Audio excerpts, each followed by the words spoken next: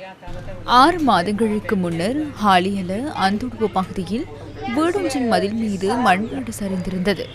மதிலுக்கு ஏற்படும் சேதத்தை தடுக்கும் வகையில் மண்மேட்டை அகற்றுவதற்கு 3 கூலி தொழிலாளர்களை பணியில் அமர்த்துவதற்கு வீட்டில் வசிப்பவர்கள் நடவடிக்கை எடுத்திருந்தனர்.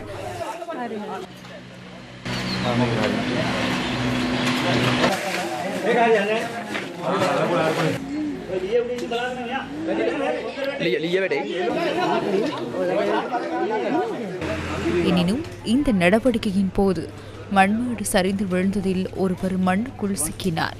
பல மனிதயாள பிரயத்தனத்தின் பின்னர் பிரதேசவாசிகள், பதுளை மாவட்ட அனர்த்த முகாமைத்துவ அதிகாரிகள் மற்றும் போலீசார் இணைந்து அவரின் உயிரை காப்பாற்றினர். பதுளை போதனா வைத்தியசாலையின் வைத்தியர்கள் குழு ஒன்றும் சம்பவ இடத்தில் குறித்த நபருக்கு சிகிச்சைகளை வழங்கினர். சம்பவம் இடம்பெற்ற பகுதியை ஆய்வு செய்த பதுளை மாவட்ட அனர்த்த முகாமைத்துவ பிரதி பணிப்பாளர் உதயகுமார இது பாதுகாப்பற்ற கட்டுமானத்தால் ஏற்பட்ட விபத்து என தெரிவித்தார்.